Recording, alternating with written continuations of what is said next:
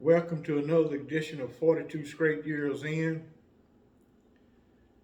On my crackhead update, I was coming from Oak Cliff yesterday and I stopped at a 7-Eleven on Lemon Avenue, and some guys were standing around out in front. One guy was just standing there by the gas pump. He wasn't saying nothing. He was dirty. He was dirty. So I'm pumping gas. He walked up. He said, "Man, I need me a major 50, man. I need me a bolo, man. I need me a crack rock bad, man. I need me a 50."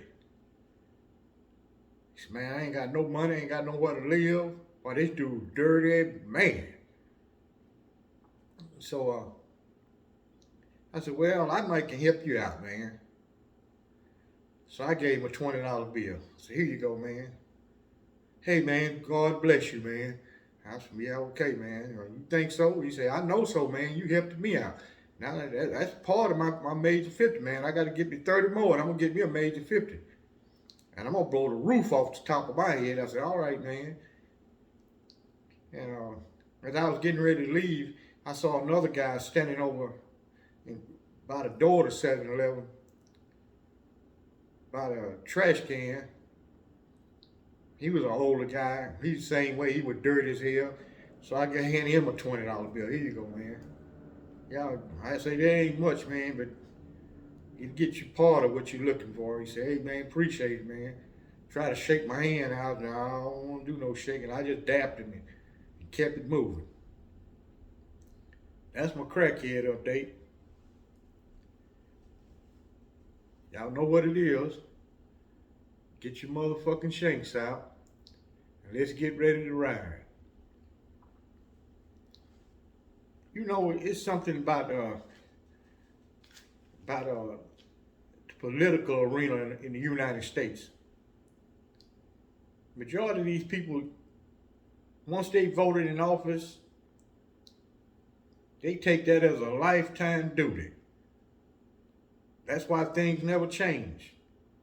Got the same old senators, congressmen, legislators, city councilmen, the same one all the time win re-election. We need some new ideas in government. They should have a term limit the same as the president has. Only can serve 2 terms and move around. We live in a maturing society.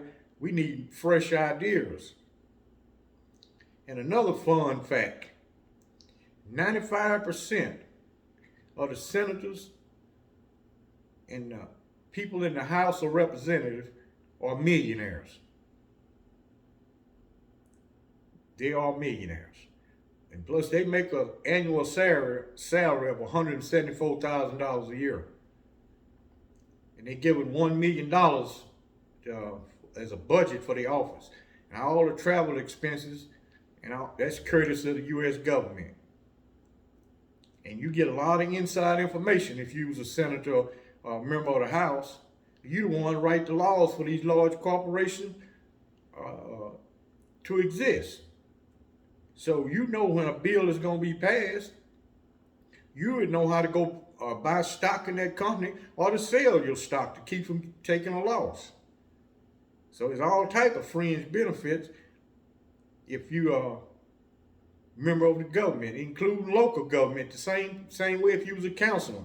You know what land is going to be sold that this shopping mall going to be built on. You know how to go invest in a real estate investment trust. Whoever conglomerate controls that land, you know how to go invest in them because their stock going to go up. When you poor as hell, but you being governed by millionaires. 95% are millionaires. Look it up. And you can live comfortably on $174,000 a year. And some of these guys be in office 35, 40 years as a congressman or a senator. That's a lot of money accumulated in that period of time. Just with a mediocre investment, you're going to have a lot of money. Now, I once in the comments, I was speaking on this guy who, he helped me out. And he's a multi-millionaire. And I was saying that he don't have a Bentley. No, he owned Cadillac dealership. He got a $160,000 Escalade.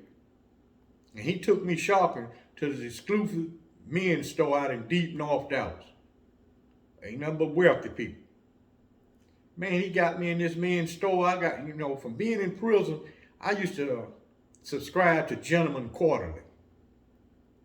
And I kept up with fashions. I kind of know the price of different things. Man, I looked at the price on that stuff. He said, get what you want.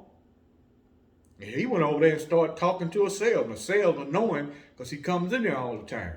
Now, this man dressed good as hell.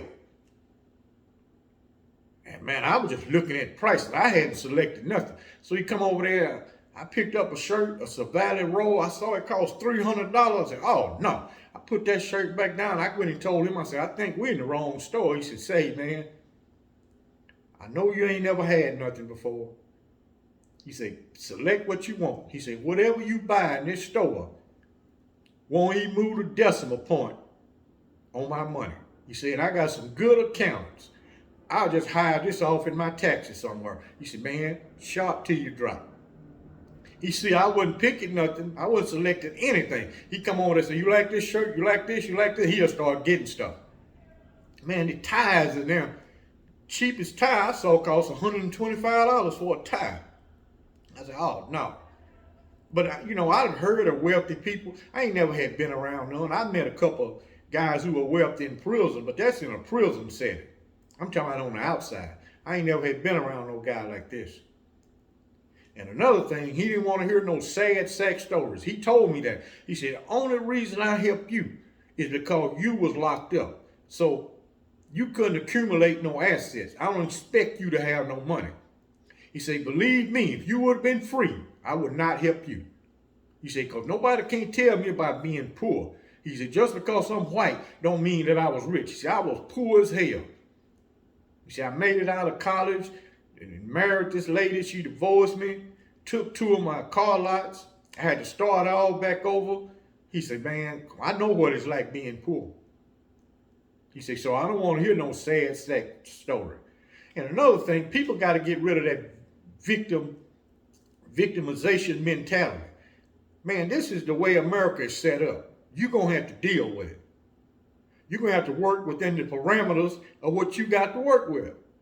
It ain't going to change no time soon. It's been like this ever since Europeans landed on American soil.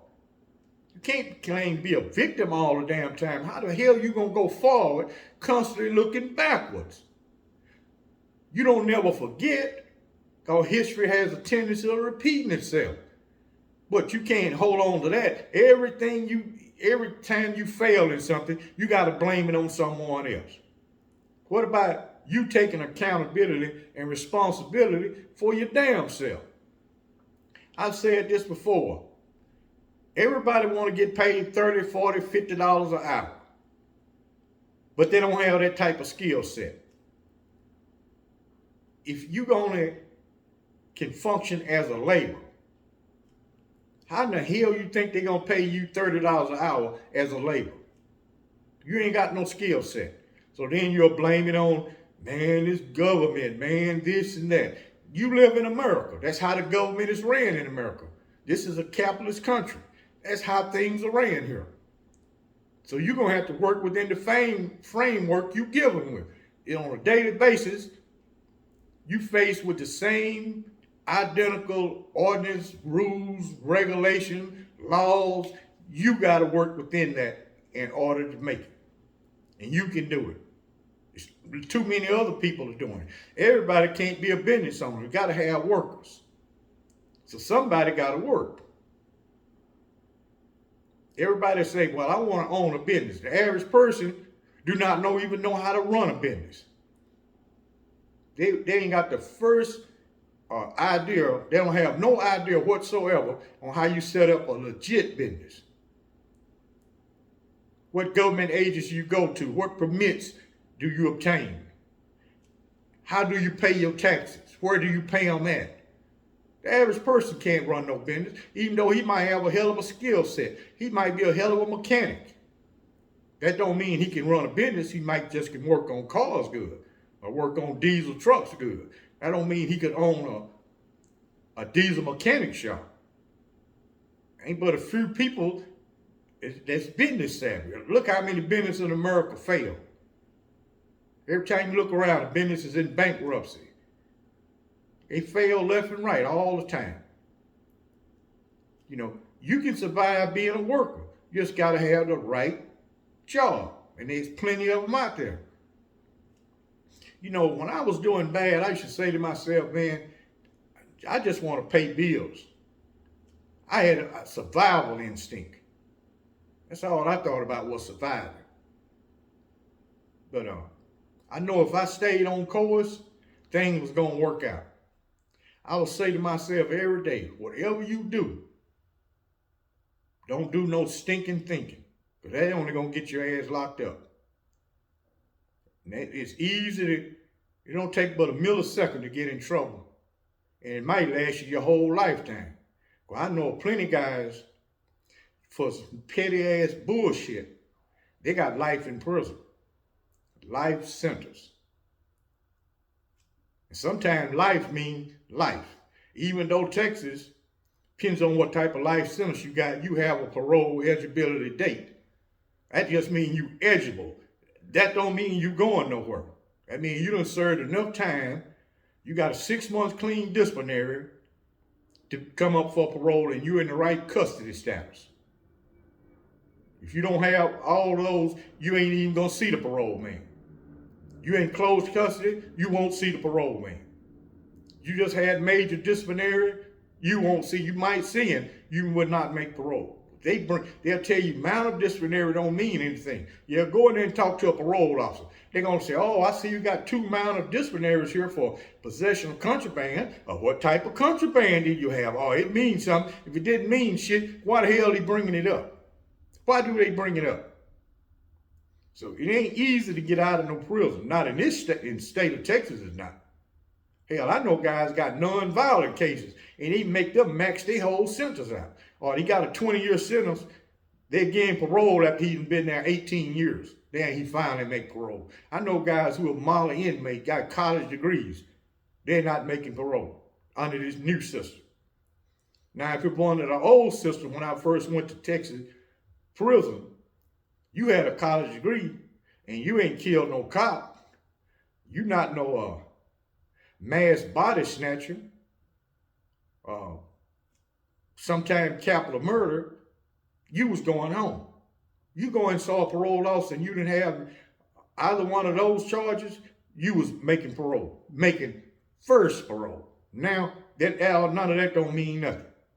Like a warden told me once, he said, I have a lot of guys come in front of me and tell me they got a clean disciplinary. He said, that don't make them no Molly inmate. It might just mean you're a fucking coward and you're scared to get disciplinary because you don't want to go to closed custody, medium custody, or ad seg. That don't mean you no Molly inmate. You know, I used to tell guys, well, some guys used to tell me, man, that's why you don't go home. You stay in shit all the time. I'll tell you, that ain't got nothing to do with it. It's the charge that I'm in prison for. That's what's keeping me here. And the people in Dallas telling that parole board not to release me. It ain't got nothing to do with my disciplinary. I ain't never received a parole denial for disciplinary. Never received one. It's always nature and seriousness of offense. And I could never change that. Even when I'm dead, it's still going to be nature and seriousness of offense. That ain't going to never go away. I can't change the course of history. That's looking at life in hindsight. Shit doesn't happen. I got to go forward. They didn't give a damn about no accolades. They didn't give a shit about that. I didn't even went to a parole hearing and had all 3 wardens go in there and tell that parole, hey, give this guy parole. I done had him do it before. Still didn't get no parole. Because Dallas County was saying this man is a continuing threat to society. And that's all it takes for them to deny your parole. It's very rare they overrule the trial officials. Very rare. Yeah, once in on that lady I was talking about, Carol, in my last video. When I get through making this video, I already got a Christmas meal over here. I made her a plate. I'm gonna take it over to the hotel that I got her, and let her eat a good Christmas meal. Now, what I've thought of, since she don't know actually what's going on with her, I'm gonna get one of these agencies that handle this type of stuff and let them take over. Because they got the investigators and can do the leg work. They can pull her file up and see who her payee is. I can't source that type of information. But there's agencies here that can do it. I'm gonna just put them in those people's life. But that's pitiful. This woman sleeping on the streets, don't even got food, ain't got nothing. But she get a check every month. That's pitiful. But I'm gonna take her a plate as soon as I finish this video and start uploading. I'm gonna get in the car and drive over on Henderson and take her a plate.